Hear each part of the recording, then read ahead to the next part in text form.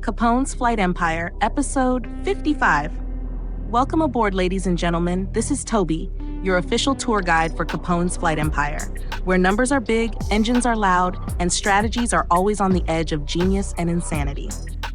Today, we are taking you straight into the brutal, high-risk, high-reward world of offshore helicopter operations, where one man, one machine, and a whole lot of weightlifting in the sky are about to test the limits of physics, finance, and patience. At the controls, as always, is Capone, aviation entrepreneur, risk taker, and today, a man who's essentially become a flying crane operator over the vast, unforgiving waters of the North Sea. The aircraft of choice? The Airbus H125, a beast of a helicopter that has spent the last 5 flights hauling over 2 tons of industrial equipment, from offshore boats, lifting generators and heavy cargo, and carefully placing them onto oil rig platforms that stand like steel giants in the middle of the ocean. These aren't scenic, casual flights. This is precision flying at its peak. Capone isn't just moving from A to B, he's maneuvering a multi-million credit helicopter over raging waters, stabilizing under unpredictable winds, and lowering massive payloads onto tight, confined landing zones where there's zero margin for error. The H125 may be a powerhouse, but make no mistake, it's working hard today. Hard enough, in fact, that by the time Capone completes his final flight of the day, the engine isn't just tired. It's screaming for help. The numbers tell the story. Across 5 intense flights, Capone racks up a staggering 590,570 credits in income, an absolute money-printing strategy. But here's where reality punches back. The sheer stress on the aircraft, the constant lifting of 2,000 plus kg loads, and the wear and tear from nonstop operations demolished the H125's engine. The repair bill? 383,776 credits. Just like that, a massive chunk of the profits evaporates into maintenance costs, leaving 206,794 credits in actual earnings. That's still a solid profit, but it forces a crucial question. Is this sustainable, or is the H125 a gold mine that eats its own treasure? Capone is a strategist, and strategies demand adjustments. The new plan is as bold as it is experimental. First, the H125 keeps flying nonstop. No hesitation, no breaks. Just data collection to see if frequent flights cause costs to spiral out of control or stabilize over time. Second, instead of just washing the aircraft after each flight, Capone is rolling out a full-service maintenance plan, hoping that more frequent care means fewer massive repair bills after extended operations. The risks?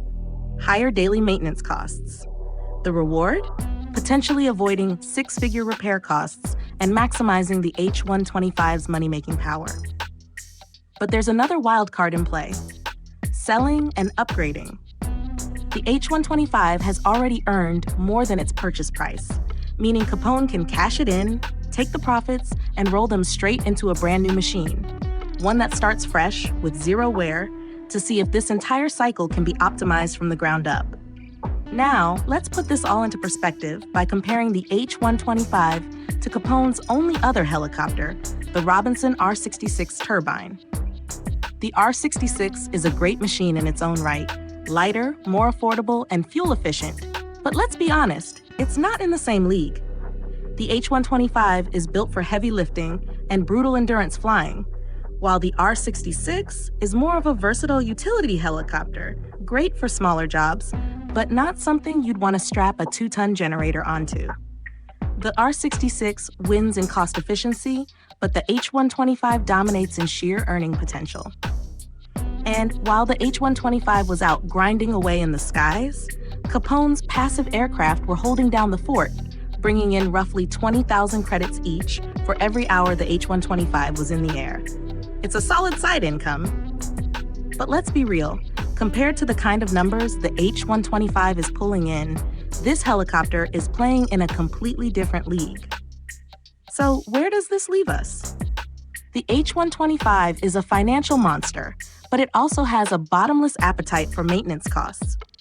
The next 24 hours will tell us everything we need to know. If servicing it after every flight keeps repairs under control, this could become the ultimate money-printing strategy. But if the wear and tear continues to eat into profits, it might be time to sell, start fresh, and refine the entire system from the ground up. And that, my friends, is where we stand in episode 55. A powerful helicopter, a high-risk experiment, and a strategy that could either redefine Capone's flight empire or send repair bills into the stratosphere. Either way, this is aviation business at its finest, and Capone is at the center of it all. Stay tuned, because the next chapter in this experiment is going to be huge. Will the H125 prove to be a sustainable king of the skies, or will it drain profits faster than it makes them? One way or another, we're about to find out. And trust me, you won't want to miss it. This is Toby, your official guide to Capone's flight empire, signing off for now. See you in the next one.